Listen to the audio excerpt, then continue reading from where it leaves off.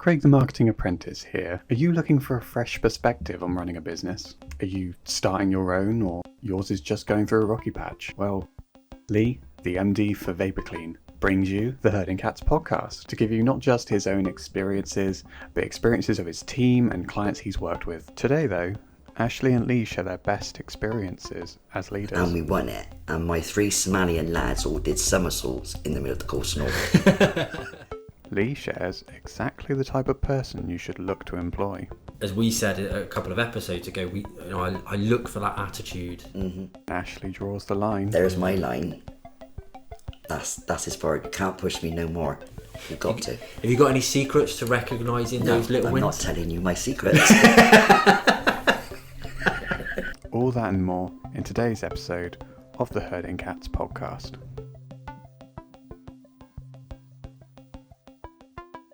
How being a leader can be so rewarding. Today we're going to find out exactly what are the big benefits of stepping up into a leadership role. Hi, I'm Lee from VaporClean Commercial Cleaning Services, and this is Ashley, our contracts manager. And what we're going to do today is we are going to speak about the real benefits of stepping into that role. If you checked out episode 3 of the podcast from last week, you will see that we were talking about the negatives.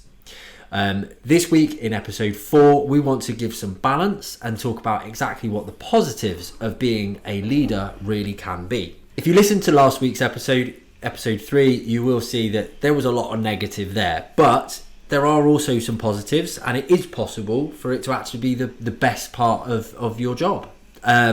So, Ashley, with that statement, would you agree that it's possible? It is possible, yeah, to have that. So, in what way? What do you feel are the best sort of positives of becoming a leader? When everything goes right and goes to plan. Yeah. Having the right teams to do stuff, you can get a lot of reward from it. Yeah. If it's done the right way. Yeah. I mean, I can't think of any at the moment off the top of my head, but I can sure I've got a few there somewhere that I could. Well, that was going to kind of be my next question. Is there one particular moment that you thought, this is why I went into management, this is why I stepped into it? Well, one of the reasons why I stepped in with the mobile role was when I was with the council, and like I said, we did the relets and everything. We started off in Southmead, which isn't the best of area back then. No.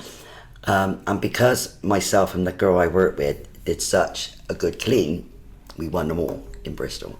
Right. Throughout. Yeah. And then that was given to me to look after. So that was my first point, and I thought, I like this. I won that, and I've got this from it. Yeah. And that's how I've kept going. Yeah. If we can do a good clean here, the customer's happy, that's spread. Then you get the niceness. Oh, here they come. They'll sort it for us now. That's what I like. That's the reward for me. When they see you and they think, it's going to be done now. Yeah. So is it more about the customers than the team then for you? I think the customer's my point. If I can get on with the customer and we can have a good relationship, and it's not just all about, oh, this went dirty today. You know other things about, like I don't know, they might play netball or something, and you can chat about that. That breaks down some of the negativity. And then you just build them. If you say you're going to do it, you do it, you get the reward, the customer's happy, the staff's happy that the customer's happy now. Yeah. And you're getting the rewards from all that.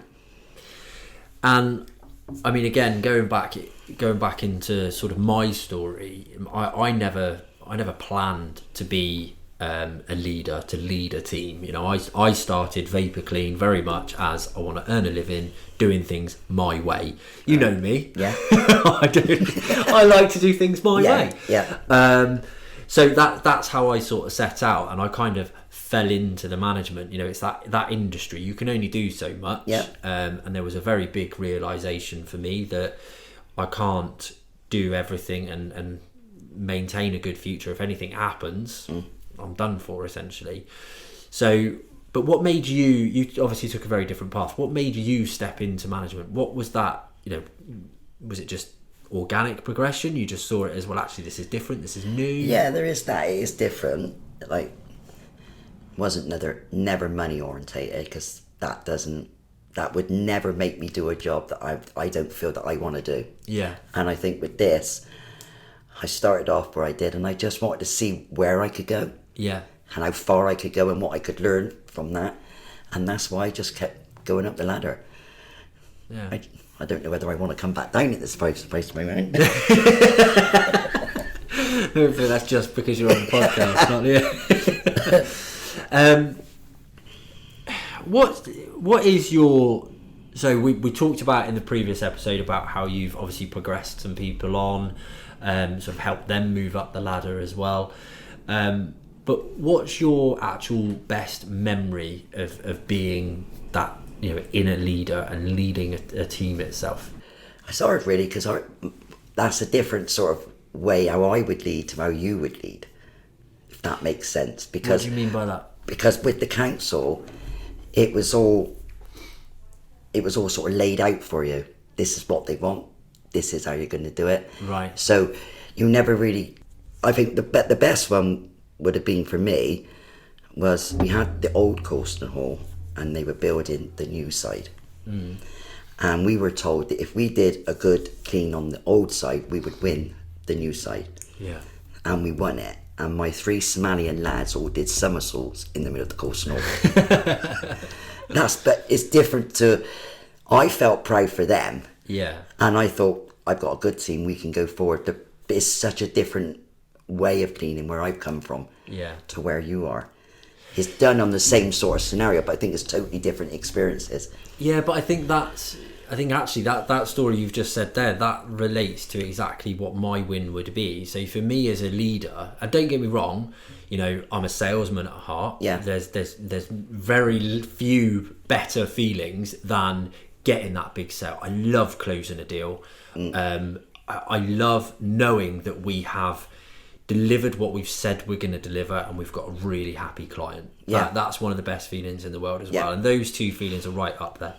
However, being a leader and the best feeling I get from being a leader is actually being able to stand back and see a team, especially when, like yourself, you're overseeing your team, and basically I don't oversee them. I know I interact with them and I always will, but by standing back and being able to see you deliver on promises and thriving with happy feedback, with happy team members, all of that for me is probably my biggest win. That's always my biggest win, is when I can stand back and do that. When I have a good day just seeing, Rob in the customer service team with his team running right and everything else, that's when it feels good to me, because I know, well, actually, I don't need to be there. And I suppose that's the other thing. When I know that I'm delivering on my role, bringing other people forward by leading the way. And that gives me a good feeling. I think that's that warm, fuzzy feeling inside, I suppose, isn't it? It's the same thing if if your cleaners get praise for something. I take praise for that as well. And for them. I think the challenging thing is with being a leader, though, is you get lots of little wins, don't you, rather than that big win. Would you agree with that? Yeah, I think we do get more smaller then. Because I think you have to recognise those little wins along the way, isn't it? Because I think if I sat here now and said, well, what win have you had this week? What we're on today, Wednesday. So if, let's say last week, what was your biggest win last week as a leader? Could you name that? No. I don't think I could either. Because I don't think when you get a small win, you recognise it as a win. You just put it down to, oh, that's right. Yeah. And when you get the big ones, oh, look what I got. But with the small ones, you don't. You just go along with it. Which I think is the difference between like a sales role. Yeah. And sales is probably a prime example in it. You can get the best salesman in the team. They can be absolutely hitting target, smashing target, left, right and centre. You step them up to, a sales leader, and all of a sudden their standards drop. They're not as energetic and everything else because they're not getting those wins, and they're not seeing that. And I think that can be a lot of the biggest thing, can't it? Is keeping that motivation up as You've much got as to keep anything the else. motivation. You've got to. Have you got any secrets to recognising those little wins? I'm not telling you my secrets. No, I don't think I have. I mean, I might have. I can't honestly sit here and say, well, because I don't think I have, to be honest. I think a lot of maybe they're a secret to me. I think it's, for me, attitude and recognition, I think, is the biggest thing. And obviously we go a long way with a lot of our team members to make sure that they're recognised and they feel appreciated. And I think sometimes leaders can be forgotten as well, can't they? And that's and I think you have to almost be self-motivated and self rewarded as such. And for me, I kind of keep a balance with these are the positives of the week. I wouldn't know if I'd call them wins, but these are my positives this week. These are my negatives of this week. And, I suppose if I can strike a balance, if I can break even, if I can break even, sometimes I'm happy. If I'm higher on the negatives than the positives, then I start to worry, really. Well, yeah. So, and one of my things, if I tell you a little bit of a story, is bringing technicians or team members up and really sort of elevating them through. That's where, as a leader, that's where I get a bit of a kick. I didn't think I ever realised that being there's so much out there now about coaches and coaching and all that sort of stuff, but I don't think I really realised until recently a big part of being a leader is actually coaching your team, isn't it? And it's developing your team as much as that and anything else. And I was sitting there yesterday preparing for this podcast, and I was thinking, what's probably one of my biggest wins? And I think my biggest win early on, certainly, was a technician that we brought on. A younger guy, very confident, but even in his interview, he sat there and said, well, I'm a bit thick. But I work hard. And I'd like to make something of myself. Right. And it basically, his story, and again, this was part of his interview process. His story was, well, I'm one of 7 kids. I've grown up in a council house in Bristol. I'm the oldest. I have to look after my mum's kids every now and again, and I now live in a council flat on my own, and this, that, I like cars, and I want to do this, but I'm sick of being on the bread line. I get a job, then I get dropped off, then I get a job, and I get dropped again. And it was all, but he had a lot of ambitions. And as we said a couple of episodes ago, I look for that attitude, and he seemed like he had the right attitude. And now he was with us for 4 or 5 years, but I will take credit for developing him on and providing a lot of the skills and everything else that he got to the point where he was leading a few people. He was just someone that was so responsible, and he did make the decision to relocate. Mainly it was because his mum managed to relocate closer to her family. He was a bit of a mummy's boy. I mean, if he was working, obviously we're based in Weston. He used to live in Weston, but if he was working in Bristol, he'd very often stop for a cup of tea on his mum's house on his way home. Which is fair enough. I get that. So he did end up relocating down there, but he managed to get a management role down there with another cleaning company, and literally stepped up that. And I had an email from him not so long ago, basically saying that he's stepped up again, and he's really made something of himself. And he did. He said, in his last email, thank you for that opportunity, because that is, without that, I don't know where I'd be today. Before we dive too deep into this week's podcast, I want to tell you a little bit about our sponsors, which is Vapor Clean Commercial Cleaning Services. Vapor Clean provides commercial contract cleaning throughout the Southwest. If you run a business with premises that need cleaning on a daily basis, then we can provide that service for you regularly, sufficiently, and consistently to the highest standard. We provide trained professional operatives that are audited and supported the right way, making sure you have the highest standards all year round. So if you want to know more, get in touch. But for now, back to the podcast. Yes, you can get your business wins. Yeah. And I love the business wins, obviously. But when you manage to bring people up like that, and we've got a couple of people, and you probably know exactly the person that I'm thinking of now. He's not in that scenario. He's probably a lot further ahead than this particular individual. But there's at least one that I would highlight now that's got huge potential at a very young age. Yeah.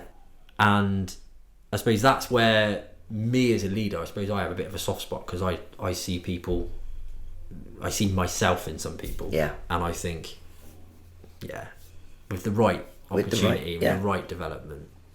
Would you say that that's what you sort of try and do as a leader? You look for the ones that... I do look for the ones, because I know of one we got now that could go a long way.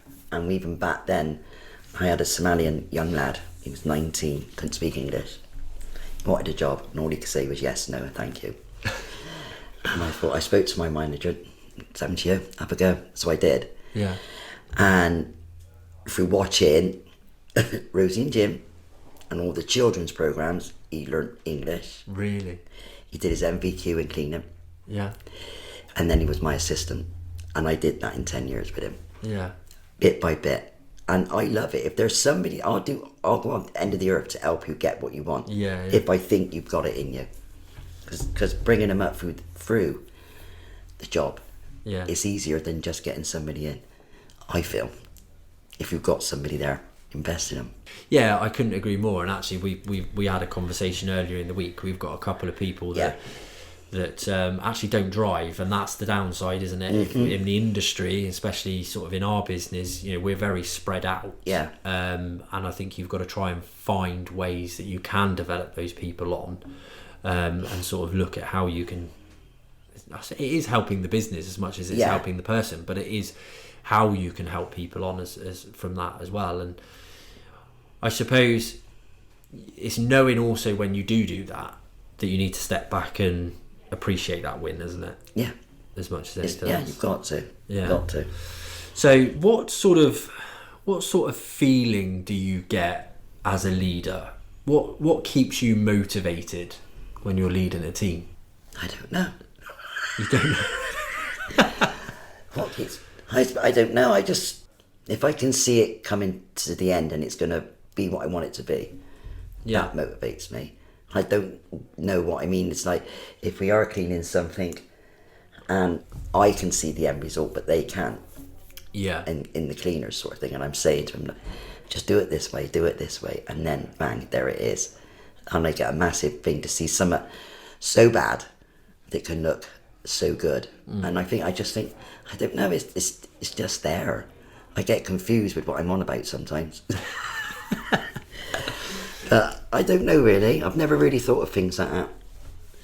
What is the biggest positive, if we focus particularly on cleaning? Obviously that's where our main experiences are, but if we focus particularly on cleaning, but if you're on a hands-on role, what is the biggest positive then, would you say, to actually stepping out of a hands-on role into a management role or a leadership role? Can't pinpoint it. No. It's a hard one, because although I enjoy doing the management role, I could quite easily go back to the cleaning and come back to the management role. I can flip, so I don't really leave it. Yeah. That's the problem with me. Do you find that you end up? Have you ever found yourself when you're not as a manager? Have you ever found yourself actually still leading people? Yeah, because I think that's what you do, isn't it? Yeah. It's in you. If you're a leader, you're going to do it regardless. Have you always known that you're a leader? No, not really. No. It's only when people said to me, well, you're pretty good at leaving this out, aren't you? Yeah. And I think, oh, am I? Oh, all right then. But no, I wouldn't, never highlighted myself as a good leader. So I'll always remember when I was at school, they were doing some sort of definition of your name or something like that, and I think it was I can't remember if it was two different definitions or a split definition or whatever. I'm not really in for all that sort of stuff, but they gave me two things. One was like the meaning was an open meadow or something like that of Lee, which was right, whatever, but it was a natural leader, and that's what they sort of referred it to. But over the years I've kind of gone back and forwards to whether or not I would envisage myself as a natural leader. As we've said before, and I'll openly admit I've made many mistakes over the years of trying to lead a team, and I think I've lost good people because I possibly haven't dealt with them in the right way, led them. I've tried to manage them, not lead them. Yeah. And I've probably been overly emotionally invested in it as well. But it's finding that positive of what you kind of do. Yeah. When you find, as a leader, when you find someone that is, maybe outgrowing their position within your team, what do you do with that? How can you develop that person on? How can you assist them to move on to where they need to be or can be? Ask them if there's anything I can do, and see what their reply is, because you don't always see that in many people. And I think if you did, for me, I would have to find out what's going on. Yeah. What can I do? Yeah. And go from there. That's how I would lead. And if there was something I could do to help them, I would lead them in that way to do it. Yeah. But it hasn't really happened that much. Yeah. Because I noticed it way before then. Yeah, I think that's the thing I as think well. you've got to know your staff as well. You've got to know your colleagues to know when help's needed and when support's needed. Yeah, I think it's you have to know your team, and I think being a leader, that's just it, isn't it? But that's also a very fine line as well, isn't it? Because is there such thing as being too friendly with your team? I think I can be friendly, and I do like to come across friendly. I'm not a vicious sort of person, but I do have a line. Yeah. And I don't like people going over that line, and I would be blunt about, there's my line. That's as far. You can't push me no more. Yeah. I don't take the mick, in other words. I'm here to help, but I'm not going to Yeah. go out of my way to really help and lead myself without, sort of thing. Yeah. But no, I've never had that. Maybe one or twice they've tried to, but Yeah. never been called over friendly, put it that way. I don't know if that's a good thing or a bad thing. Have you ever had a situation where you've found or had someone within your team that you feel's got sort of really huge potential, a lot of potential, but you're struggling to help them, reach that potential? Maybe they don't believe they've got that potential. Yeah, there's one or two that I've said, you could do this, you could go on. No, I don't want to do it. And I think, why? You'd be so good at it. Yeah. No, I wouldn't. And that's confidence. Yeah. If they haven't got that, then there's no point trying, because they won't succeed. No. But no, I have had a few people that I thought they could be very good at that, but they... Because it can be quite frustrating, and I think you can get invested in. And I can think of one particular person now that you can stand there and see huge potential in them, and you just think, if I can just get you to learn a little bit more, accept this, move in that direction, you will be amazing. Not just for us here, but for themselves as well. But that can be a really frustrating feeling when you don't get to that point, because they can't see it. Yeah. They can't see it. No. And what's the biggest factor, do you think, to be able to get people to see you as a leader, respect you as a leader, and believe what you're saying? With what's happened now, where I was a mobile, Yeah. I've worked with a lot of the cleaners that we've got working for us now, and a lot of the customers know me. Yeah. So if they know you, what you're like and what you're capable, I think that's all it is. Yeah. It's just, I don't know how else to do. That's how I've always been. Yeah. Because I've never really changed from this role. If you've been in the same role for years and years, it just, you've got Ashley, she's like this, she's like, it just goes on and on and on. So no, I don't know, really. It's a hard one. It is a hard one, isn't it? And it's, I think those, for me, like I say, I focus on those positives of how we can meet the goals that we set for the business. Yeah. And it's seeing the team achieve, but it's also, like I say, the biggest wins are those ones that go on to do other things and move forward and progress and grow themselves. So some of my biggest frustrations actually come from the fact of, that person's amazing, they've got so much potential, but they won't listen. They won't learn. You can't make them. And that's the trouble, isn't it? And I suppose I wonder, since now we're having this conversation, and it's just kind of where my thought process has gone to, I just wonder whether or not, is it is it just that that's the way it is and they won't listen and you can't make them, or is it something that actually they just won't listen to that particular person, whether it's me, whether it's you, whether it's a different manager? I don't know. Maybe a bit of both. Yeah. To be honest, maybe a bit of both. It's a tough one, isn't it? It's one of very those. tough. So, would you say that some people sort of don't make the most of being a leader and leading a team? They kind of just get on with the job, or? I think so. It's like you can ask somebody to be a team leader and somebody could volunteer to do the team, but they're not team leader material. Yeah. And then you've got somebody that seems very quiet, very polite, that you think you'd probably be better. Yeah. But they don't want to do it. So it's really hard to get a good team leader, I think. But if you've got one, you can't go wrong. And what sort of qualities is it that you look for people to have that potential to move on to that sort of role? Somebody that can relate to things that are going on. Yeah. Could be anything. Somebody that's got a vision of how they want it to be, and it's, you can do it. It's not out this world to be able to do it. And I don't know, it's just somebody that can bring people together and move forward and keep the team tight and happy, and they know what they're doing. They all work, they got their good and their bad strengths, and they can work off one another. It's a bit of mixture of everything for a leader, I think. Yeah, and it does. It comes down to that, that very much definition of a leader, doesn't it? Is you've got to make sure that everyone realises they're in the same canoe, they're heading in the right direction, and actually we all need to be. God, I'm throwing out these really cheesy analogies, but we've all got to be in the same canoe. We've got to be rowing in the same direction to get where we're going. Yeah.